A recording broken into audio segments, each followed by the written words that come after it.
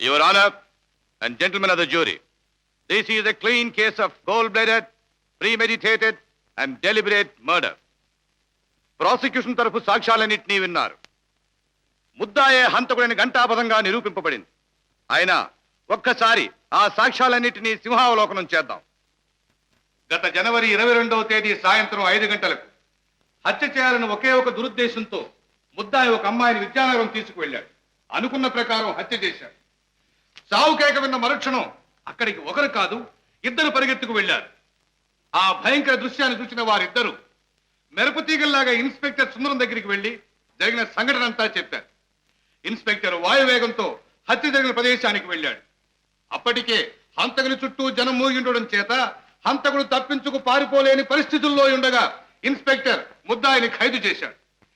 విచారణలో హంతకుడు తానే అమ్మాయిని స్వయంగా రాతికేసి కొట్టి కిందకు తోసి చంపినట్టుగా ఒప్పుకున్నాడు.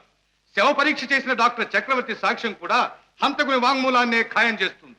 కనుక సదరు సాక్ష్యాలన్నింటినీ క్షుణ్ణంగా పరిశీలించి ఈ నేరానికి తగిన శిక్షను ముద్దాయికి విధించవలసిందిగా కోర్టు వారిని కోరుతున్నారు. మిస్టర్ వేణు, హత్య చేశానని వాదిస్తున్నారే, ఎవరా అమ్మాయి, ఎందుకు చేశారు? యువర్ ఆనర్, ఆ అమ్మాయి ఎవరు, ఆమెను హత్య చేయడానికి కారణం ఏమిటో నేను చెప్పగలిగితే అసలు ఈ హత్య చేయవలసిన అవసరమే ఏర్పడేది కాదు. వివరాలు చెప్పడానికి వాదించడానికి మీకు ఇష్టం లేకపోతే మీ తరఫున ఎవరికైనా వకాలత్ ఇవ్వరాదు? నేను నేరాన్ని ఒప్పుకుంటున్నాను, శిక్ష అనుభవించడానికి సిద్ధంగా ఉన్నాను. ఇక వాదానికి తావే లేదు కాబట్టి వకీలు నాకు అవసరం లేదు. యువర్ ఆనర్, ముద్దాయి తరఫున విచారణ జరపడానికి కోర్టు వారిని నేను అనుమతి కోరుతున్నాను. యువర్ ఆనర్, నా తరఫున ఎవరు వాదించడం నాకు ఇష్టం లేదు, నేను అనుమతించను. అనుమతి కోరుతున్నది ముద్దాయిని కాదు, కోర్టు వారిని. యువర్ ఆనర్, ఈ కేసులో ముద్దాయి తరఫున విచారణ జరపవలసిందిగా వీరి భార్య నాకు వకాలత్ ఇచ్చారు. ఆ వకాలతను అనుసరించే నేను ఇప్పుడు అపీల్ అవుతున్నాను. yes, you can proceed. Your honour, prosecution తరఫున సాక్షులందరినీ క్రాస్ ఎగ్జామిన్ చేయడానికి కోర్టు వారు అనుమతించాలి. yes. ఇన్స్పెక్టర్ గారు, హత్య చేయబడిన అమ్మాయి ఎవరు? తెలియదు. ఏ ఊరు? తెలియదు. పేరు? తెలియదు. ఆ అమ్మాయికి ముద్దాయికి ఏమిటి సంబంధం? ఇంతవరకు తెలియదు. అంటే హత్య చేయబడిన అమ్మాయిని గురించి ఈ నిమిషం వరకు మీకేమీ తెలియదు అన్నమాట. చేయవలసిన విచారణలు ప్రకటనలు అన్నీ చేశాం. ఆమెకు అయిన వాళ్ళు కానీ బంధువులు కానీ ఎవరు ఉన్నట్లు లేదు. అందువల్ల ఆమె అనాథని తీర్మానించాం. అంతకంటే ఇంకేమీ తెలియదు. మరి ఏమీ తెలియకుండా ముద్దాయి హంతకుడిని ఎలా తీర్మానించారు, ఎలా ఖైదు చేశారు? అదే హత్య చేశాను ముద్దయ్య ఒప్పుకున్నాడు. అదిగాక హత్యాస్థలం నుంచి ఇద్దరు మనుషులు నా దగ్గరకు వచ్చి రిపోర్ట్ ఇచ్చారు. ఏమని? ఒక అమ్మాయిని ఎవరో హత్య చేశారని, హత్య చేసిన వాడు పక్కనే ఉన్నాడని, వాళ్ళు కళ్ళారా చూశారని చెప్పారు. మరుక్షణంలోనే నేను వెళ్ళి ముద్దాయిని అరెస్ట్ చేశాను. అలాగా? అంటే మీరింట్లో యూనిఫారం లోనే ఉన్నారన్నమాట. మామూలు దుస్తుల్లోనే ఉన్నాను. ఆ దుస్తుల్లోనే వెళ్ళారా? లేదు, యూనిఫారం వేసుకునే వెళ్ళాను. వేసుకుని అంటే వాళ్ళు వచ్చి చెప్పిన తర్వాతనేగా? అవును. దుస్తులు మార్చుకోవడానికి మీకు ఎంత టైం అయింది? 10 నిమిషాలు. హత్య జరిగిన స్థలానికి మీ ఇంటికి ఎంత దూరం? దాదాపు 2 మైళ్ళు ఉంటుంది. ఈ 2 మైళ్ళు వెళ్ళడానికి మీకు ఎంత టైం పట్టింది? సుమారు 20 నిమిషాలు ఉంటుంది. దుస్తులు మార్చుకోవడానికి 10 నిమిషాలు, హత్య జరిగిన చోటికి వెళ్ళడానికి 20 నిమిషాలు, మొత్తం 30 నిమిషాలు. అంటే అరగంట తర్వాతనే మీరు ముద్దాయిని చూశారు. అవును. మరుక్షణమే ఖైదు చేశానని చెప్పారే? అంటే నేను అక్కడికి వెళ్ళిన మరుక్షణమే అని నా అభిప్రాయం. ఓహో, that's all, you can go.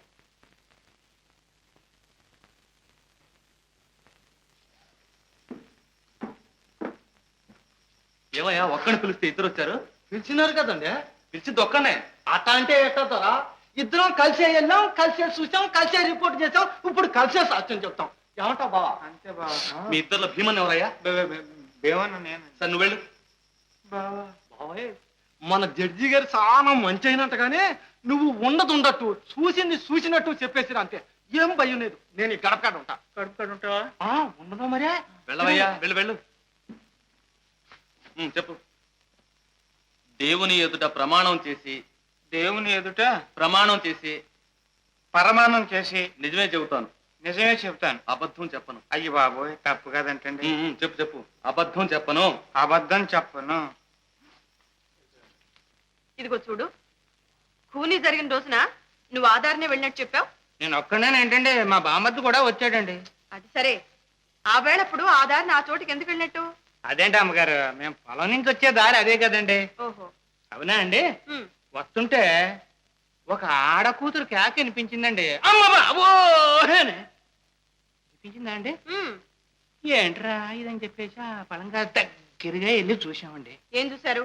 ఇంకేముందండి, ఒక ఆడ కూతురు చచ్చి పడి ఉందండి. చుట్టూ రక్తపు ఎల్లు అండి. తర్వాత ఇంకేముందండి, ఇదేదో కొంప ములిగింది అని చెప్పి ఒక కొరకని ఇన్స్పెక్టర్ గారి ఇంటికి పరిగెత్తుకెళ్ళి చెప్పేశామండి. ఏం చెప్పారు? ఏం చెప్తామండి, చూసిందే చెప్పామండి. ఆ గుట్ట పక్కన ఒక ఆడ మనిషి చచ్చి పడి ఉందండి, చంపినాయన ఆ పక్కనే ఉన్నాడు అని చెప్పామండి. ఆ చంపినైనా ఎలా చంపాడు? కత్తితో పొడిచాడా? కా- కాదండి. తుపాకీతో కాల్చాడా? అబ్బే, మరి ఎలా చంపాడు?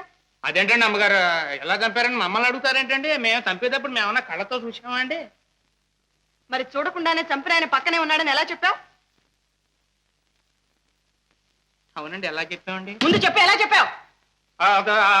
అడుగానండి, ఆయన ఉన్నాడా అండి? బిక్కు బిక్కుమని బెత్తర చూపులు చూస్తా ఆ పక్కన నిలబడి ఉన్నాడండి.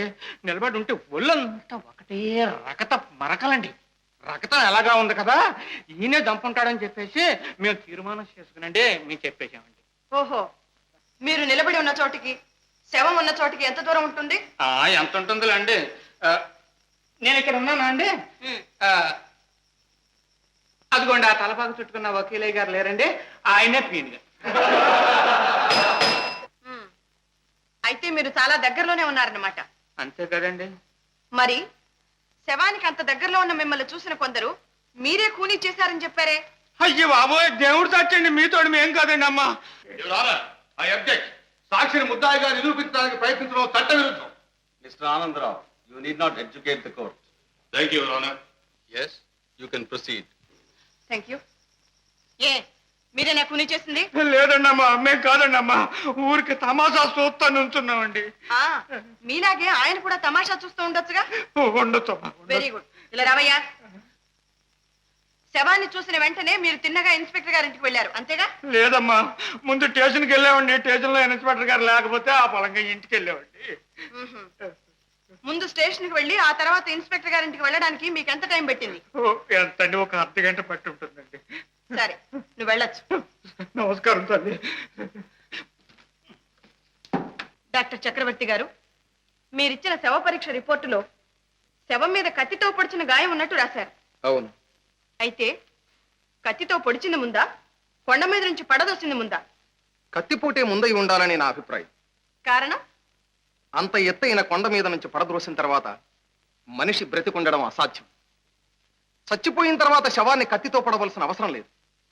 ఒకవేళ ఆవేశంలో పొడిచాడనుకున్నా శవం నుంచి రక్తం రావడం అసంభవం. అంటే కత్తిపోటు వల్ల ఏర్పడ్డ గాయం నుంచి రక్తం వచ్చిందంటారు. అవును, చాలా ఎక్కువగా వచ్చింది కూడా. Your honour, please note this point. You can go. Thank you.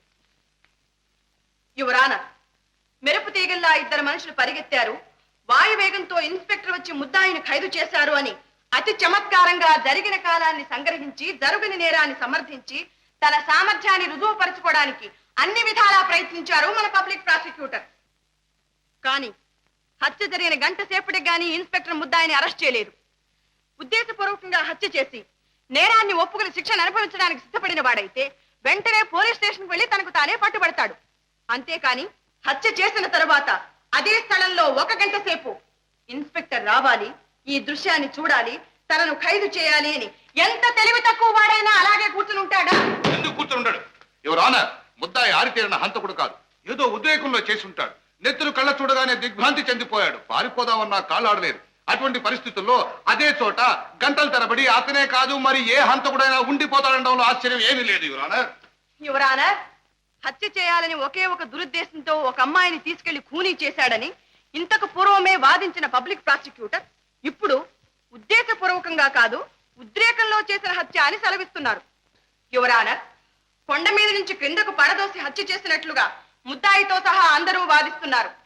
కానీ శవం మీద కత్తిపోటు ఉన్నట్లు డాక్టర్ గారు చెప్తున్నారు. అయితే పొడిచిన ఆ కత్తి ఎక్కడ? పొడిచినది ఎవరు?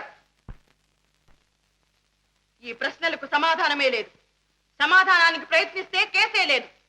ఈ సంగతి తెలిసే పబ్లిక్ ప్రాసిక్యూటర్ తన అమోఘమైన అనుభవాన్ని, వాగ్ధాటిని, చాతుర్యాన్ని ఉపయోగించి ఎంతో తెలివిగా ఈ విషయాన్ని విస్మరించారు, కప్పిపుచ్చారు.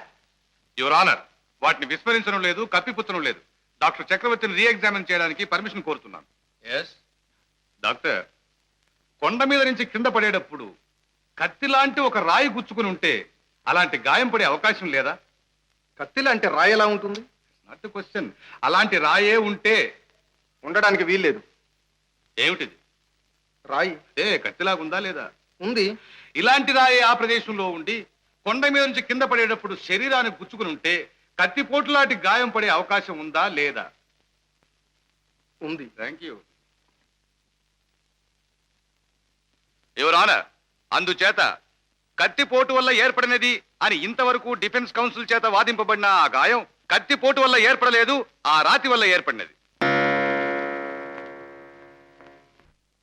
సన్నజాజి పక్క మీద సంకురాత్రి, మొగుడు పెళ్ళాలుగా మొదటి రాత్రి, పెదవులు అడిగిన రుచి రాత్రి, కౌగిలి అడిగిన కసి రాత్రి, కవ్విస్తున్నది చలి రాత్రి, కవ్విస్తున్నది చలి రాత్రి. సన్నజాజి పక్క మీద సంకురాత్రి.